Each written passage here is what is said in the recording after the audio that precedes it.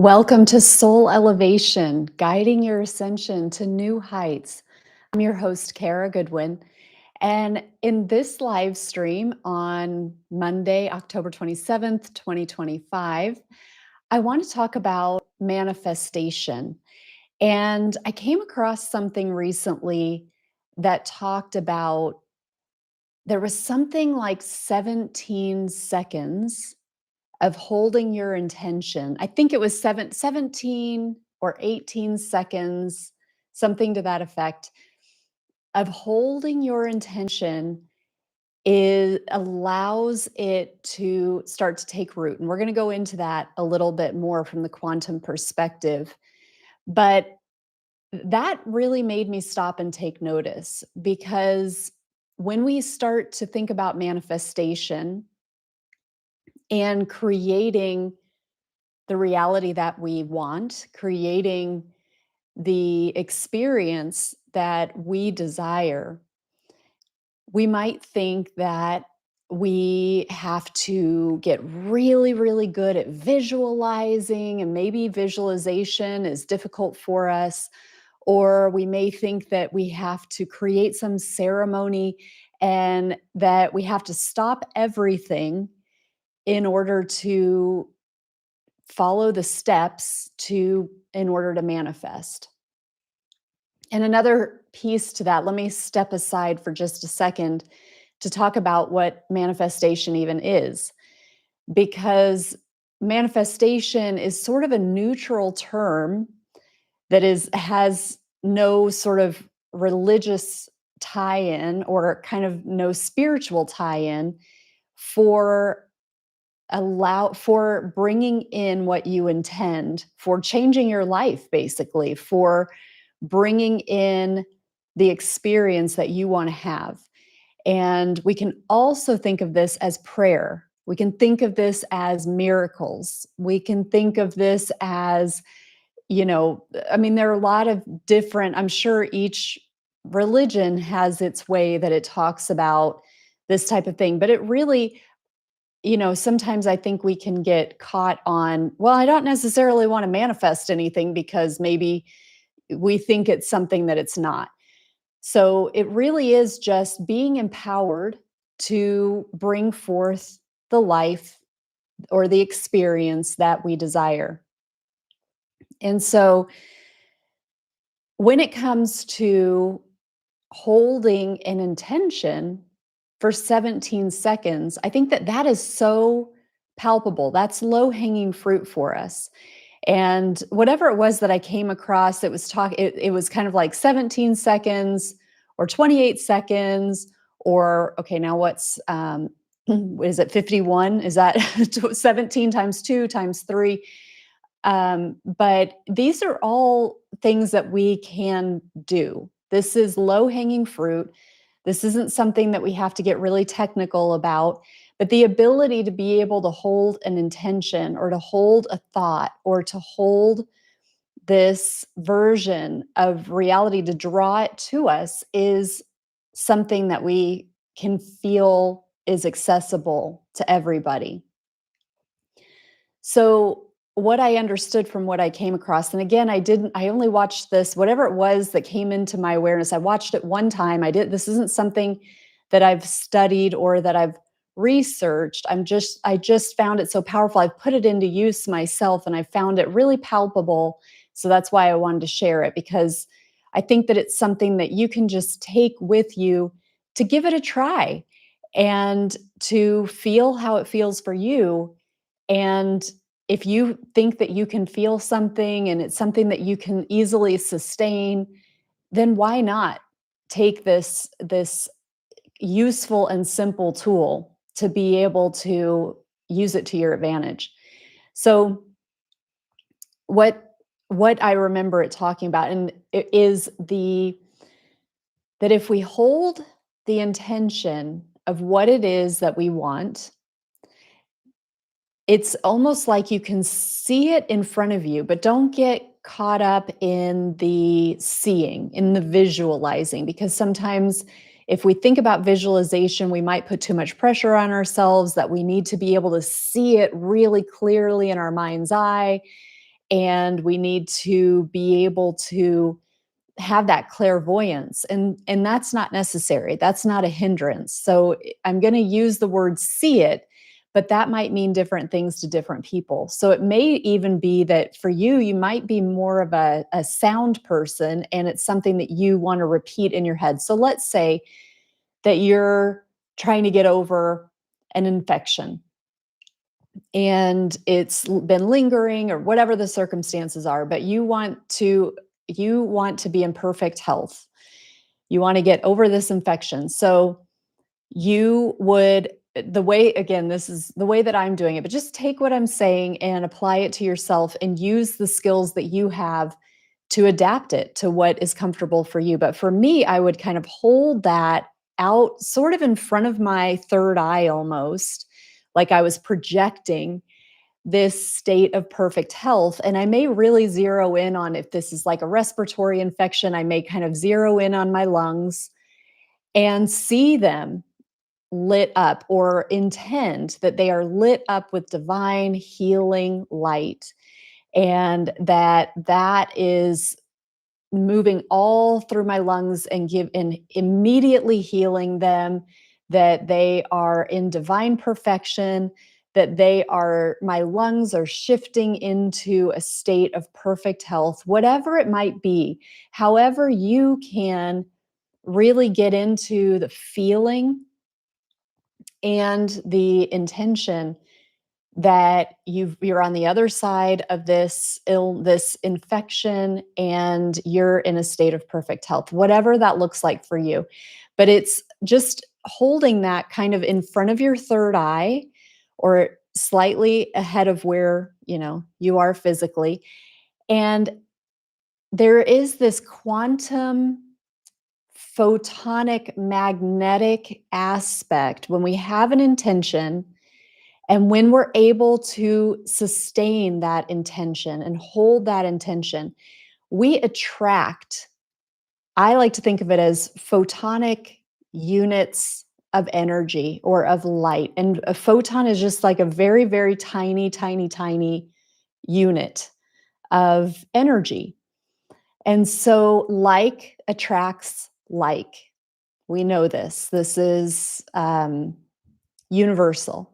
So as I'm holding this intention that this infection is cleared up, and I would advise, instead of thinking this infection is gone, or however, the current state is no longer, it's bringing in the positive aspect. It's instead of emphasizing the infection part, emphasize the pure health, emphasize the vitality, the vibrancy, so you're reinforcing that positive state rather than saying that negative state is no more, because there are studies that talk about our brains can't tell the difference between when we say something is not and when we just say it. So if we're saying I don't have money problems, I don't have money problems, that type of thing, then actually what your brain is hearing is just reinforcing that money problems.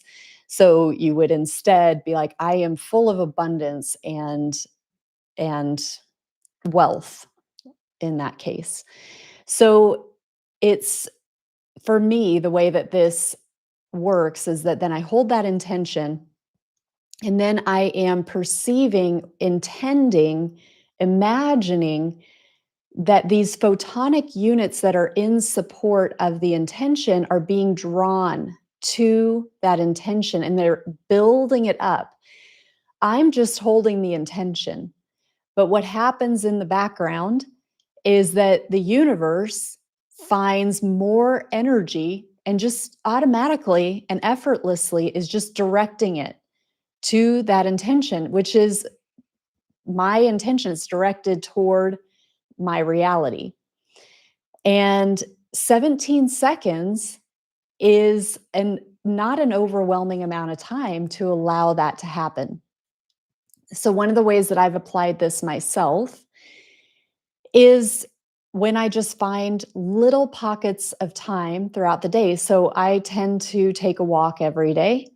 And usually I'm listening to an audiobook or a podcast as I walk. But what I've been doing lately is having no sound while I walk and using this, bringing an intention to my third eye, putting it out in front of me, and just allowing myself to sustain the intention of whatever it is that I want to draw. So if I want to pray for somebody, I would see them in their highest state, see them in perfect health, see them in abundance, whatever it is that I know that they're desiring right now and that they're in need of, and just imagining, intending, understanding that as I hold that intention, that the universe is drawing more quantum units of energy, more photonic units of energy to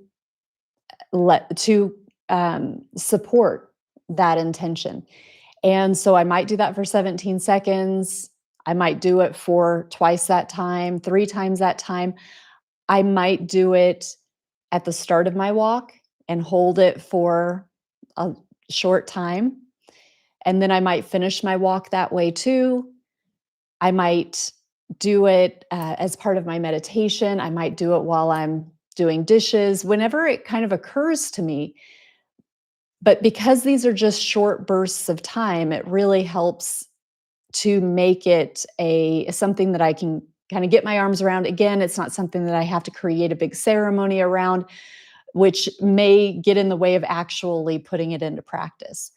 So I, again, just wanted to share this. I'm reading Gregg Braden's book, The Divine Matrix, right now. So if this sort of content is interesting to you and you want to know more about the quantum world, how things work in the quantum, how we all affect each other, how thought and intention affect each other, he does an excellent, excellent job in this book of discussing what the quantum is, what the matrix is, what science has proven. So he talks about some of the scientific studies that have happened and how, even related to 100 and more years ago of what the theories were and what some of those experiments were and how our understanding has evolved over time.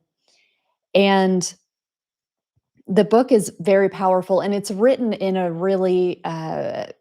very accessible way. So these sorts of things, when we're talking about the quantum, it might start, if you start to shut off at all when we talk about the quantum, because it sounds too sciency or it sounds too advanced or whatever. Gregg Braden does a great job of keeping it accessible so that it's not only easy to understand, but it's kind of entertaining as well. One of the things that he was talking about that I was reading yesterday, right before I went to bed, was the way that there are these scientific experiments that have happened in a lab that show that basically show that you can affect the past. And they do this with particles and what the expectation is for what if the wave if it's going to show as a particle or as a wave, if light is going to show as a particle or a wave, and what the intention of the observer is on the outcome, but after the outcome is observed, which means it has to go back in time to affect the future. And that, I'm not explaining that very well. I do realize that, but it is a complicated concept, but they have shown this in the lab, basically, that what you've already observed it, so that means it's already happened, but whatever the intentions are of the end result impact what happens at the start of the experiment. And that is really powerful when we apply that to our own lives, because that means that what we do now can affect the past. The choices that we're making now can affect our past. And that's really difficult for us as linear beings who are experiencing time in a linear fashion to be able to understand. But that concept really has my attention because a dream that I had last night was that I was in this room and there was all this beautiful artwork, and it was like it was all hanging on the walls, different sizes and shapes, and there was the biggest one that was there. I was dissolving with a solvent because because I realized like I had created all this artwork, and my latest piece that I was working on, I was putting this solvent on it to dissolve it because it wasn't the right color. And so I was starting over. When I was recording my dream this morning, I was writing out what I had dreamt, and I was like, oh, I think this is directly related to that information that I came across in the Divine Matrix in Gregg Braden's book, where we affect in the present, we can affect the past. And so I think that was my conscious integrating that truth and that possibility, because we can recreate our past. And it's an exciting it's an exciting experiment that they found through these experiments, and we can find our own way to apply that in our own lives. But we really are limitless, and that's the point of all of this, is that you are so limitless, and we all will benefit from really embodying the truth of the magnificence that we are. And if we can be more deliberate in our creation, if we can hold our intentions for our highest good, for our highest experience, not only for us, but for our loved ones, for all sentient life on this planet, this is how we rise. And this is where freedom is.